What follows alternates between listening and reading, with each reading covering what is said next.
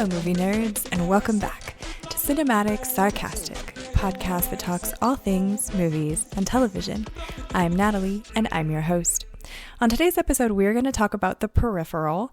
This is a new sci-fi television series that recently dropped, and it is brought to us by the same people that created Westworld.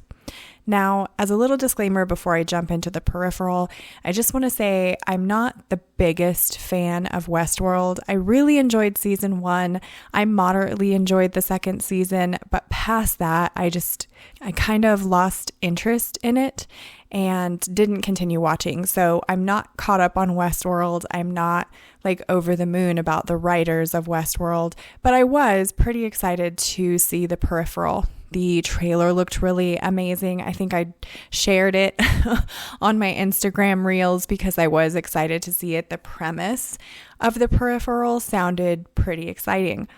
The show of The Peripheral is not exciting. So I have only made it through one episode. As far as I know, there are 2 episodes available. I'm not sure if there are more episodes available than that. I only did see the 2, but I've only watched the 1. The first episode is about an hour in length, and it felt like 4 hours. It was really slow. It was very complicated in that I walked away from it with what I think is an understanding of what's going on in the television show, but that is just my own personal observation, and I'm not even sure if I'm correct. So what I think is going on in The Peripheral, just based on the first episode, is Chloe Grace Moretz plays the main character, Flynn, and she is living with her brother, Burton, who is played by Jack Renoir. And this is in the future, but it would be approximately, I want to say 10 years from now is where they are living and where their storyline takes place. And it's not too much different from the world that we know it now, but there are some subtle differences as far as technology goes.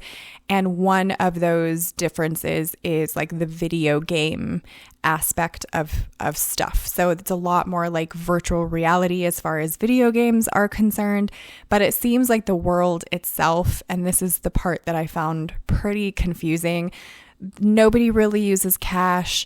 A lot of people seem to be really poor. Finding healthcare and medications seems to be a struggle, but somehow they can have video games, and video games are a thing. And even what I would consider expensive video game technology, they somehow possess. So that part was a little bit confusing to me. It's not really explained. It's just kind of part of the story.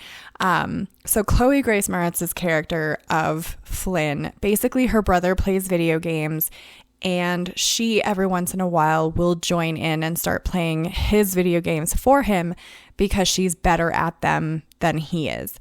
Now, there is some sort of something underlying going on with, I believe, the military aspects, because I believe that her brother was part of the military. He seems to have been morphed or changed in some way. He has scars on his back that light up.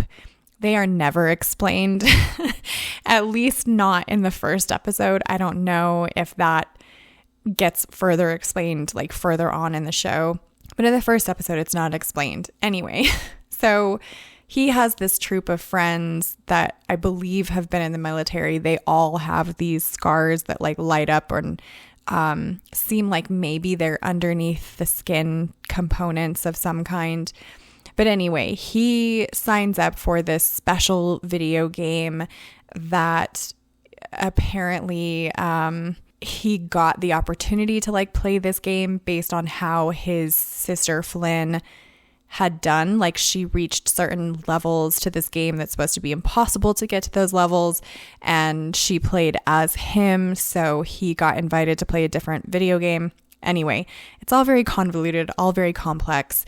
But the point is that she starts in this new AI, and it's supposed to be such advanced tech. What I think is happening, and I'm not even sure if I'm correct, but what I think is happening in The Peripheral is that they are in this time of like 2035, I believe. And then there also is a time that takes place in like 2099 or something of that nature. It's far into the future. Well, I think that there are no longer any living people that far into the future, or that the actual living human people are very small in number, and that everyone else is either an artificial intelligence or some kind of an AI, something of that nature. Well, this video game component, this advanced video game that Chloe Moretz is playing in the first episode, I think is really some type of tether between the time that they're in and the future of Earth, if that makes sense. So I think when she's in this quote unquote video game, it's really taking like her brain and her reflexes and putting them into a robotic body that is actually living in that future time of 2099. Now, as I say that, that is a guess because I have no clue. This is not as laid out and straightforward as Westworld, and I'm not entirely sure where the writers are going with this one. The problem that I have with the Peripheral is that I don't care where they're going. The actual premise seems interesting, but the follow-through or the actual writing, the actual acting, the actual story that plays out on the television is not very compelling. It's very boring. And for there to be like, oh, this future, people are trying to like really save the world by using people in the past to do all of these different tasks, that should be compelling. It should be very exciting. And it's not. It's really very boring. Nothing is really explained. I want to say that there was another television show that I did where I felt similarly, where I was like, they're just not explaining anything. And I'm confused. Vesper, I think maybe was the one.